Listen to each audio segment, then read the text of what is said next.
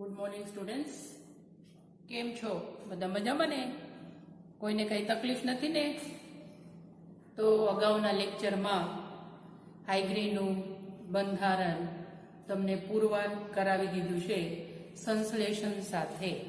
આજે આપણે એક સાથે જે 7 મુદ્દાઓ છે એ આપણે ડિસ્કસ કરીએ એટલે તમને યાદ રહેશે.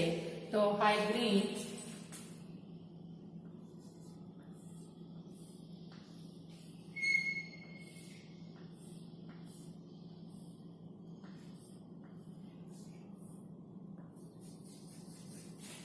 હાઇગ્રીનમાં હાજર તત્વો કાર્બન, હાઇડ્રોજન, ઓક્સિજન અને નાઇટ્રોજન. કાર્બન, હાઇડ્રોજન, નાઇટ્રોજન અને ઓક્સિજન, આ 4 તત્વો હાજર છે. હાઇગ્રીનનું અણુસૂત્ર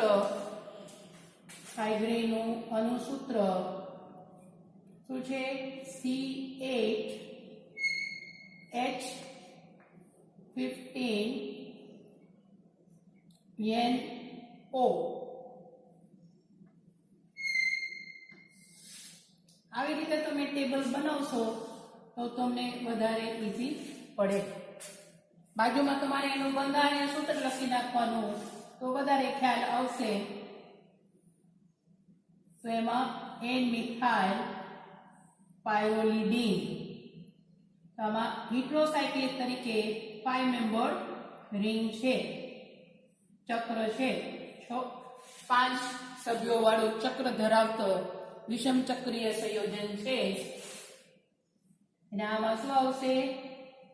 CH2CO CH3. આ છે નું બંધારણીય સૂત્ર.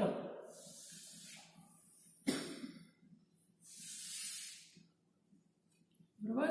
તો સૌપ્રથમ આપણે પુરવાર કરવાનો છે. તો પહેલા કયું અણુસૂત્ર છે? કાર્બન 8, હાઇડ્રોજન 15, 1 ઓક્સિજન અને 1 નાઇટ્રોજન. તો પ્રથમ એને જ્યારે ફિનાઇલ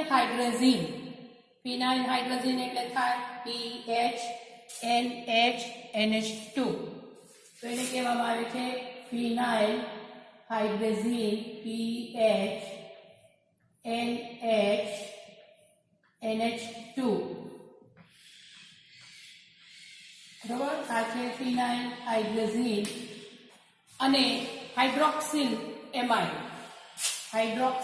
એમાઇડ જેને આપણે લખી શકીએ NH2OH. આ બંને પ્રક્રિયક સાથે સંકલન પ્રક્રિયા આપે. શું આપે છે? સંકલન પ્રક્રિયા.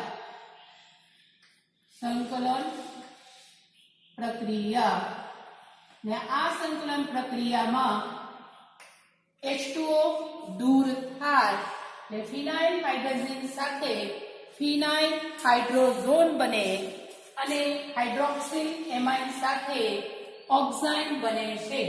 શું બનશે? ફિનાઇલ હાઇડ્રોઝોન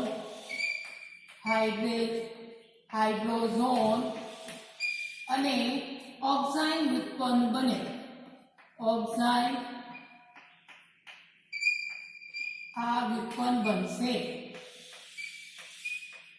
તો આ સંકલન પ્રક્રિયામાં શું દૂર થાય? તો -H2O. એટલે એને કહેવામાં આવે છે સંકલન પ્રક્રિયા. તો આ બંને પ્રક્રિયાથી આપણે એમ કહી શકીએ છીએ કે હાઇગ્રીનમાં શું છે? કાર્બોનિલ સમૂહ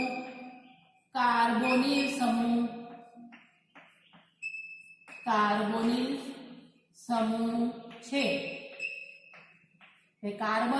કાર્બોનિલ સમૂહ હોઈ શકે કીટો અથવા એલ્ડિહાઇડ, એ આપણને ખ્યાલ નથી. હવે નેક્સ્ટ આપણે જોઈએ તો આ છે પોઈન્ટ નંબર, આ પહેલો મુદ્દો છે અણુસૂત્ર. આ છે અણુસૂત્ર 1 પોઈન્ટ. પહેલા મુદ્દા બીજા મુદ્દા છે સંકલન પ્રક્રિયા કરે આપે છે ફિનાઇલ હાઇડ્રોઝોન બનાવે અને ઓક્સાઇડ ઉત્પન્ન બનાવે. બરાબર. સેકન્ડ મુદ્દા આપણે જોઈએ 3 નંબરના મુદ્દા. તો હાઇગ્રીનનું રિડક્શન કરતા દ્વિતીયક આલ્કોહોલ મળે છે. તો શું આવશે? રિડક્શન. અને રિડક્શન કરીએ, આનું શું કરવાનું છે? રિડક્શન કરતા શું બને છે? દ્વિતીયક આલ્કોહોલ.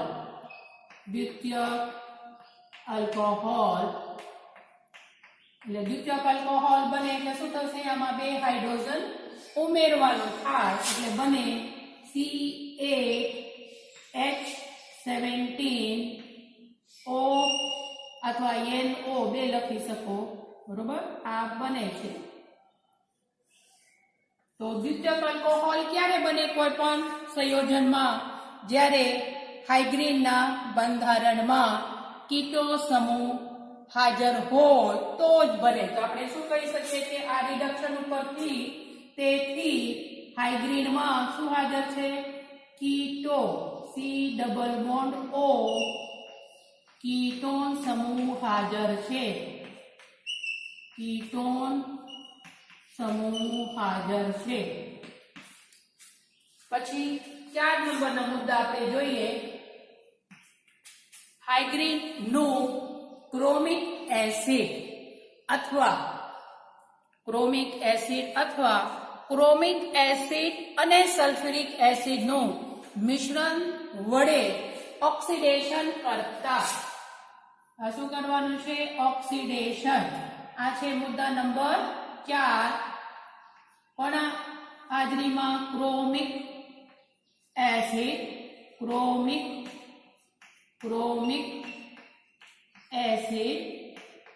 અથવા શું લઈ શકીએ આપણે? ક્રોમિક એસિડ અને સલ્ફ્યુરિક એસિડનું મિશ્રણ. તો આપણે લઈ શકીએ CrO3 H2SO4 આ મિશ્રણ. તો ઓક્સિડેશન કરીએ તેમાંથી હાઇડ્રોનિક એસિડ બને. શું બને છે?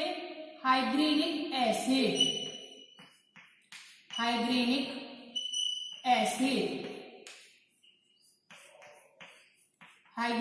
એસિડ બને જેમાં કાર્બનની સંખ્યા હાઇગ્રીન કરતા ઓછી છે. એ ક્યારે થાય? જ્યારે જે હાઇગ્રીન અથવા જે સંયોજન હોય એમાં કીટો સમૂહ હાજર હોય ત્યારે જ કાર્બનની સંખ્યા ઘટે. એલ્ડિહાઇડ હશે તો સંખ્યા તેટલા જ રહેશે, એમાં કાંઈ ફેરફાર થાય નહીં. પર કીટોન સમૂહ હાજર હોય તો કાર્બનની સંખ્યા ઘટે. તેમાંથી શું બને છે? હાઇડ્રોનિક એસિડ, જેનું અણુસૂત્ર છે C6H11NO2. આ છે હાઇડ્રોનિક એસિડ. તો તમે આમાં જો તો આમાં કાર્બનની સંખ્યા છે 8 ને આમાં છે 6. એટલે આપણે કહી શકીએ છીએ કે હાઇડ્રોનિક એસિડ શું છે? એક પ્રકારના વિષમ ચક્ર ધરાવતા સંયોજન હોઈ શકે. તો આ છે હાઇડ્રોનિક એસિડ ને આ હાઇડ્રોનિક એસિડને જ્યારે ઊંચા દબાણે ગરમ કરીએ, ઊંચા દબાણે ગરમ કરીએ તો હાઇડ્રોનિક એસિડનું ડીકાર્બોક્સિલેશન પ્રક્રિયા થાય. એટલે શું થશે? એમાંથી ડીકાર્બોક્સિલેશનથી CO2 દૂર થાય અને એમાંથી N-મિથાઇલ પાયરોલિડીન બને છે. શું બને છે? N-મિથાઇલ પાયરોલિડીન. N-મિથાઇલ, તો આને કહેવામાં આવે છે સંતૃપ્ત પાયરોલ હોય તો એને શું કહેવામાં આવે છે? પાયરોલિડીન. તો આપણે શું મળે છે? N-મિથાઇલ. તો આ છે NH3 વત્તા CO2 માઇનસ અહીંયા લખ્યા છે વત્તા CO2 બને. તો શું બને છે? N-મિથાઇલ પાયરોલિડીન.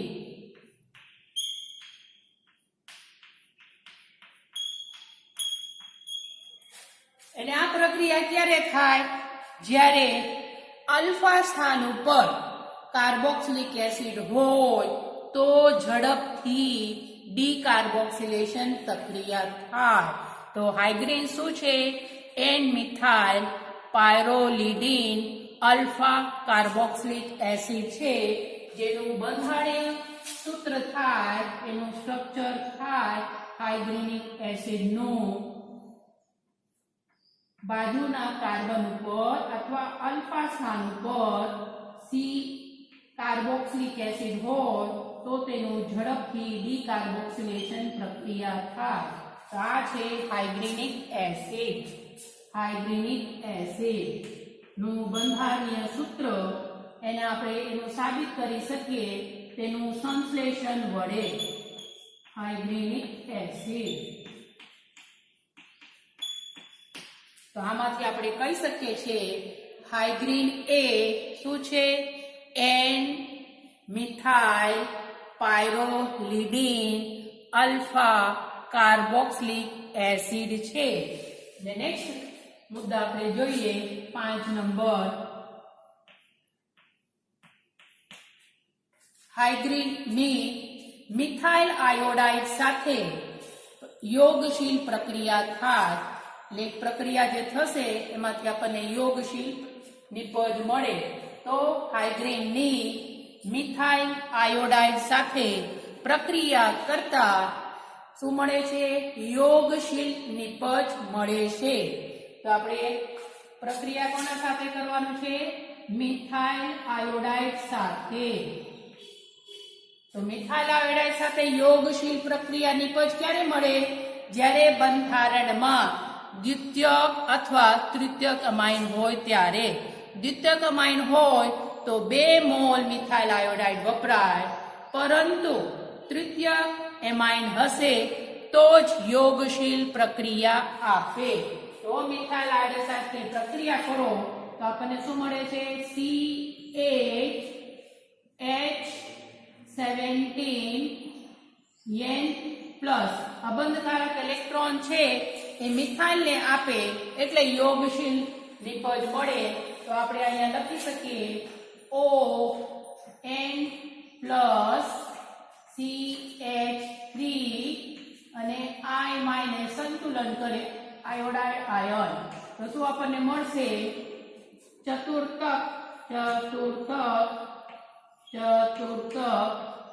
એમોનિયમ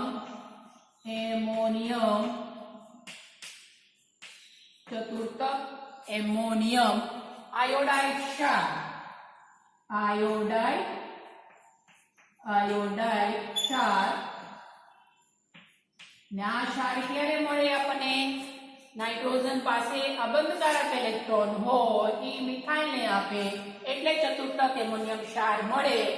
તેથી આપણે કહી શકીએ છીએ કે હાઇગ્રીનમાં તૃતીયક નાઇટ્રોજન અથવા તૃતીયક એમાઇન હાજર છે.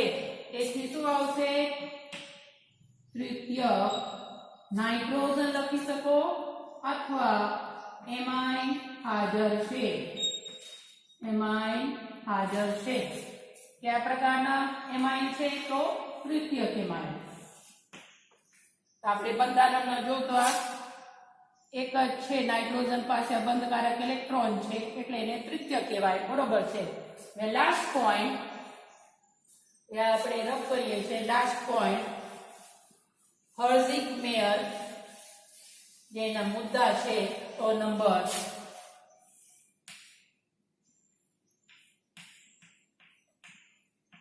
હર્ઝિક અને મેયરની પદ્ધતિ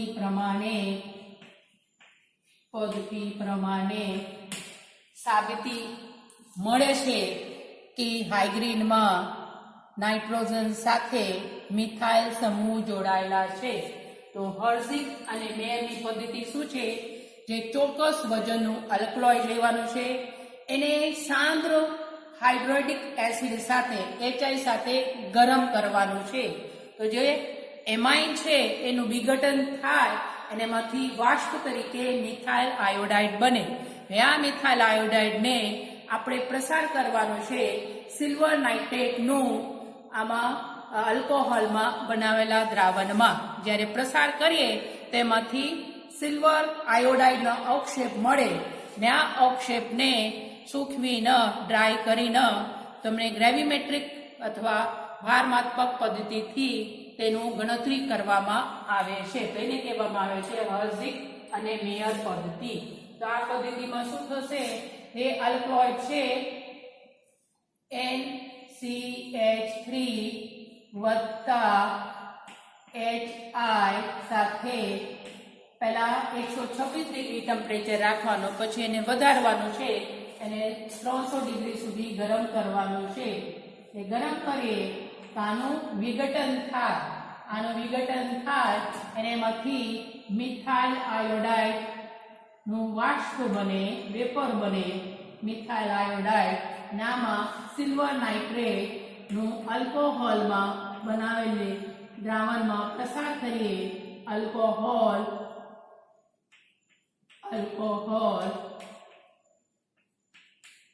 માંથી સિલ્વર આયોડાઇડ શું મળશે? એનું અવક્ષેપ મળે, પીપીટી મળે. એને સૂકવીને એનું વજન કરવામાં આવે છે ને ભારમાત્મક પદ્ધતિથી એનું ગણતરી કરવામાં આવે છે. આ અવક્ષેપ મળે તો આપણે શું કહી શકીએ છીએ?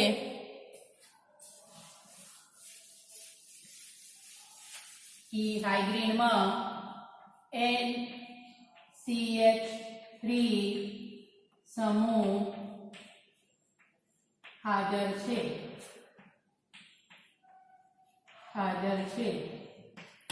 ઓક્સિડેશન પ્રક્રિયાથી આપણે કીધું છે કે હાઇગ્રીન છે N methyl pyrrolidine alpha carboxylic acid છે. એટલે ઉપશ્રૃંખલા ક્યાં હશે? આલ્ફા સ્થાન ઉપર. તો લાસ્ટ મુદ્દા છે એના બે બંધારણ. ઉપશ્રૃંખલા છે પ્રમાણે બે બંધારણ હોઈ શકે. એક સાચો છે અને એક ખોટો છે. અને અગાઉ તમને હાઇડ્રોક્લોરિક એસિડનું સંશ્લેષણ તેનું બંધારણ આપણે પુરવાર થાય છે તમને કરાવી દીધું છે. એટલે હું અત્યારે નથી કરાવતી સંશ્લેષણ કેવી રીતે થાય. તો ડાયબ્રોમો પ્રોપેન સંકલન પ્રક્રિયા કરવાનું છે સોડિયમ ડાઇથાઇલ મેલોનેટ સાથે. પછી એમાંથી HBr દૂર થાય, પાછું બ્રોમિનેશન કરવાનું. બ્રોમિનેશન કરે એટલે ડાયબ્રોમો એસ્ટર ઉત્પન્ન મળે. પછી એને મિથાઇલેમાઇન સાથે સંકલન કરવાનું એટલે એમાંથી આપણને મળશે પાયરોલિડીન સંયોજન. બરોબર. પછી જળ વિભાજન અને ડીકાર્બોક્સિલેશન થી શું બનશે?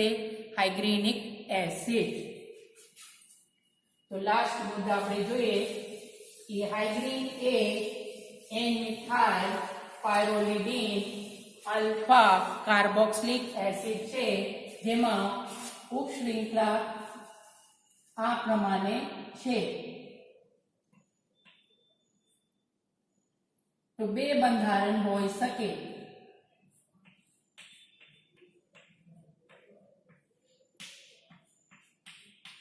બંધારણ નંબર 1 અને બંધારણ નંબર 2.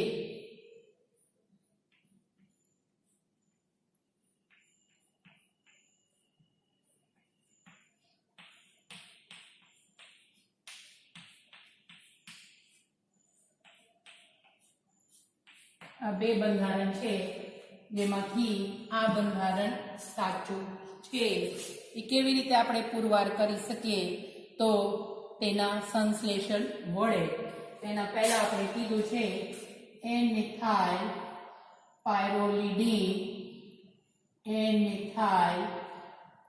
પાયરોલિડીન ને આ બાજુમાં શું છે?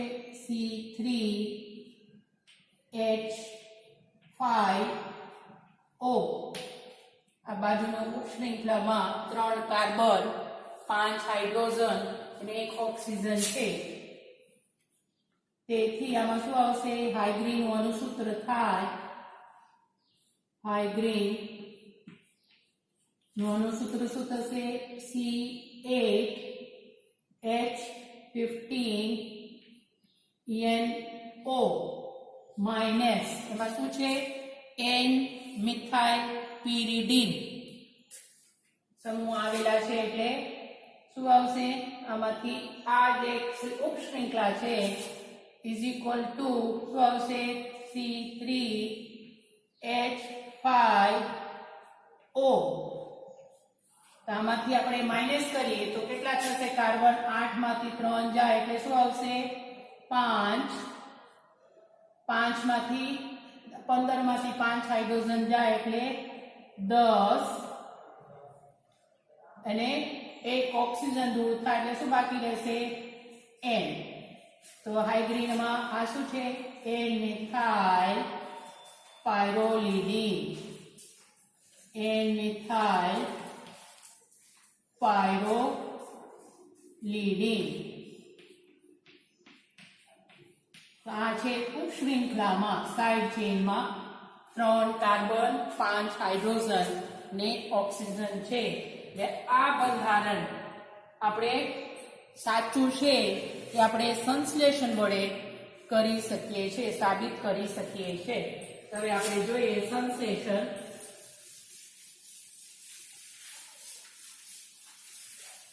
બંધારણ નંબર 1 સાચું છે એ આપણે પુરવાર કરી શકીએ સંશ્લેષણ વડે.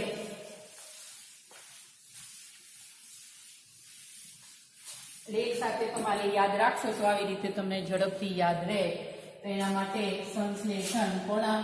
હાઇગ્રીનનું અલગ અલગ સાયન્ટિસ્ટ પ્રમાણે સંશ્લેષણ છે. હાઇગ્રીનનું સંશ્લેષણ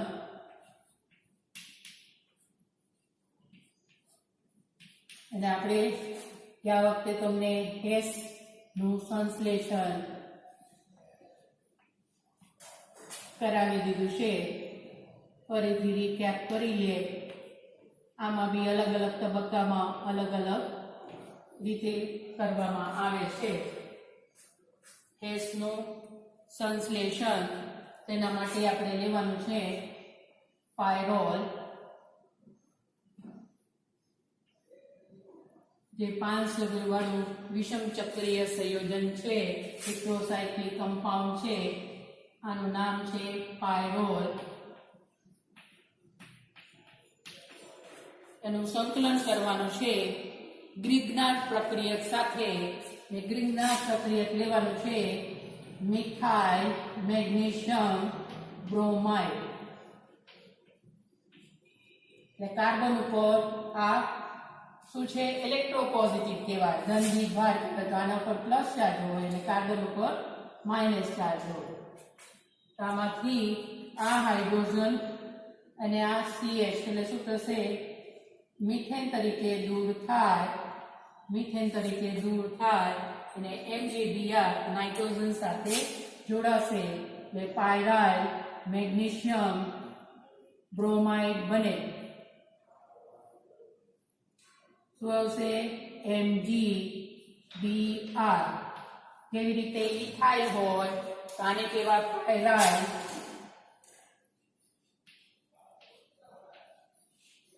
પાયરાઇલ મેગ્નેશિયમ બ્રોમાઇડ. મેગ્નેશિયમ બ્રોમાઇડ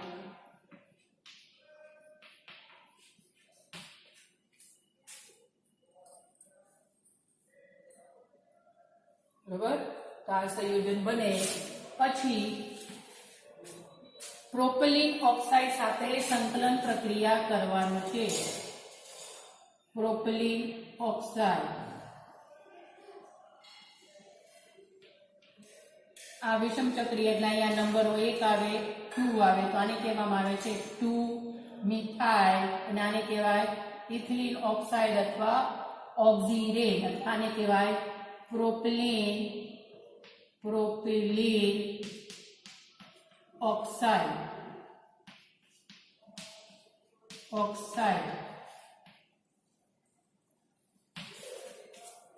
આમાં આ જે છે પોઝિટિવ છે, આ નેગેટિવ છે, એટલે અહીંયાથી બંધ તૂટશે. એક હાઇડ્રોજન અહીંયા જોડાય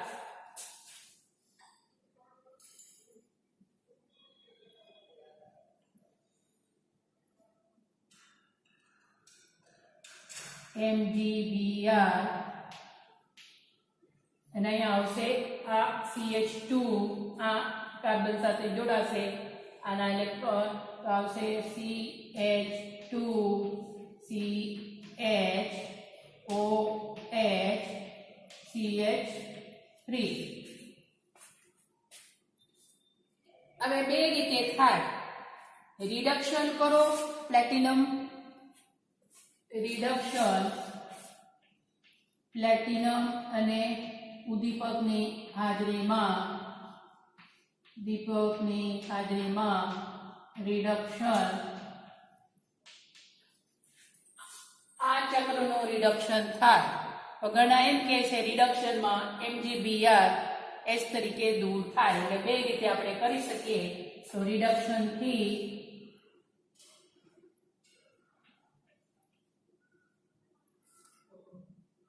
આ થાય CH2 CHOH CH2, અથવા બે રીતે MgBr એમને રહે, પછી એને જ્યારે મિથાઇલ આયોડાઇડ સાથે કરીએ તો આમાંથી દૂર થાય. અથવા બે રીતે બધા કરે છે, બે રીતે લખી શકો.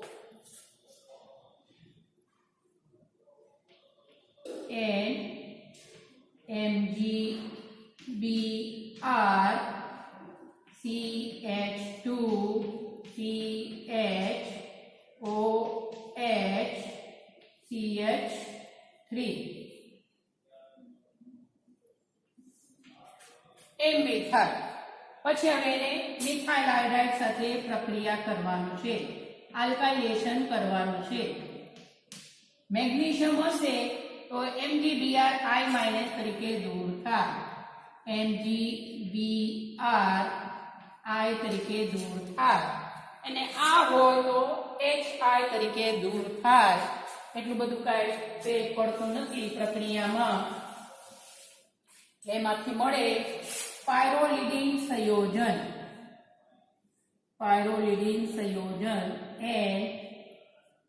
Methyl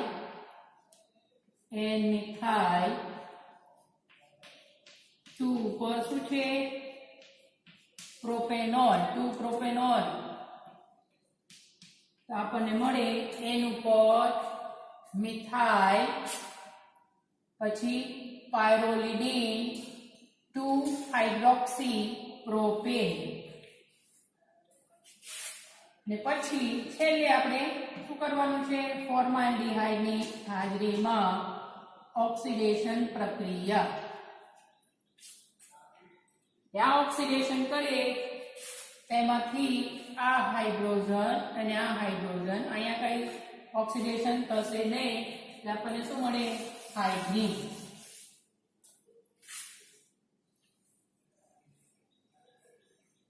NH CH3 CH2 CO CH3.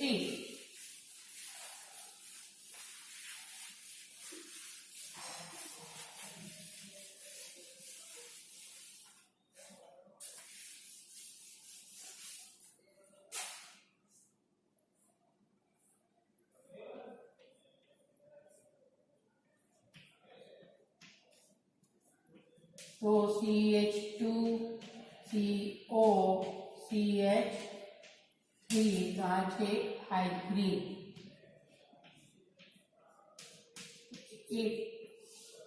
આવી રીતે તબક્કા વાઇઝ તમે યાદ રાખશો તો તમને ઝડપથી યાદ રહેશે. તો આ રીતે હાઇડ્રીનનું બંધારણ પુરવાર 7 મુદ્દાઓથી કરી શકીએ છીએ.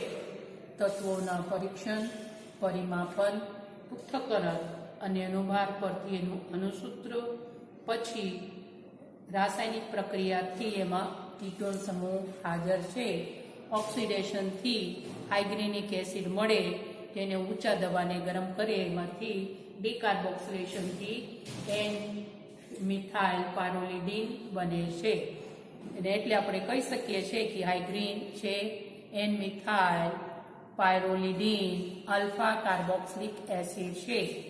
એટલે બાજુના કાર્બન ઉપર કાર્બોક્સિલિક એસિડ હશે તો ઝડપથી એનું ડીકાર્બોક્સિલેશન થાય. એટલે ઉપશૃંખલા ક્યાં હશે? બીજા નંબરના સ્થાન કાર્બન ઉપર. અને હાઇગ્રીનિક એસિડનું બંધારણ આપણે તેનું સંશ્લેષણ વડે સાબિત કરી શકીએ છીએ. ને આ હાઇગ્રીનિક એસિડનું સંશ્લેષણ થાય એટલે ઉપશૃંખલામાં કાર્બન કીટો ગ્રુપ ક્યાં જોડાયેલા છે, કયા કાર્બન સાથે, એ આપણે હાઇગ્રીનનું 2 બંધારણ ઉપરથી એક સાચું બંધારણ છે એ આપણે એના સંશ્લેષણ વડે કરી શકીએ છીએ. હવે નેક્સ્ટ લેક્ચરમાં આપણે મળીએ, ત્યાં સુધી આવજો.